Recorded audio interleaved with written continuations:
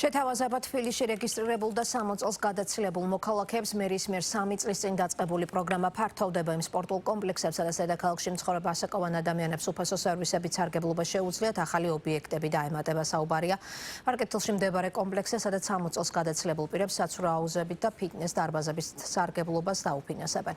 მუნიციპალურ პროგრამას არასაკმარისად მიიჩნევენ სპეციალისტები, რომლებიც პროექტის არეალის გაფართოებას ითხოვენ.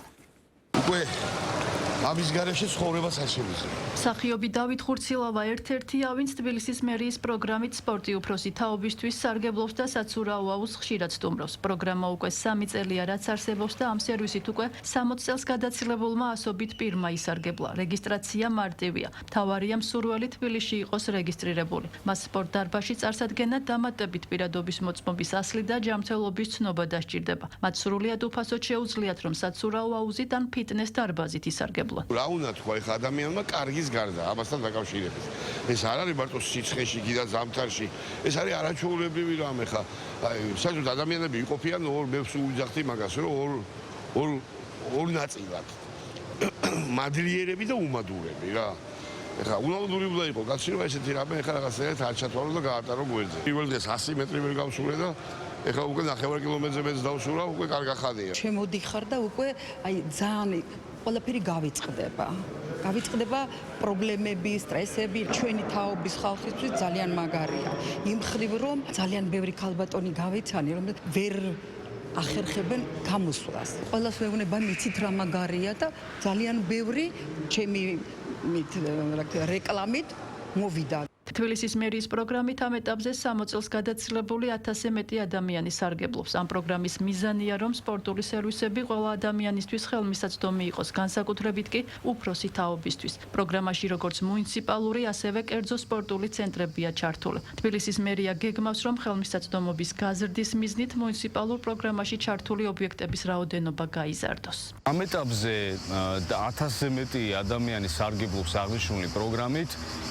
გვაქვს როგორც მუნიციპალური, ისე კერძო სპორტული ცენტრები, პარტნიორი გახლავთ დაახლოებით 10-მდე პარტნიორი გვყავს, თუმცა მიდის მოლაპარაკებები, რომ გავზარდოთ მასშტაბი და რაოდენობა.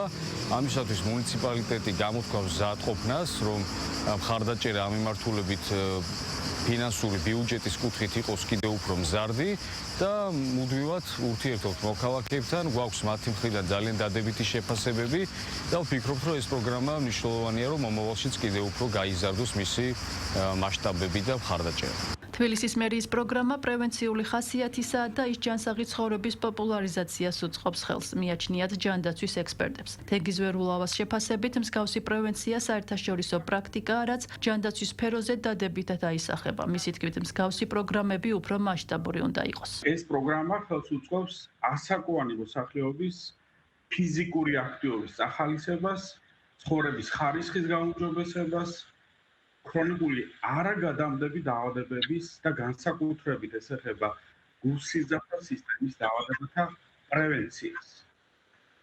ესეთი ინიციატივა ცხადია თავად მოსახლეობისათვის არის დადებითი და თავად ჯანდაცვის სისტემისათვისაც არის ხარჯეფექტიანი. ვისურვებდი, რომ ეს პროგრამა იყოს არა მხოლოდ თბილისის დონეზე, არამედ ასევე ფართოდ რეგიონებში.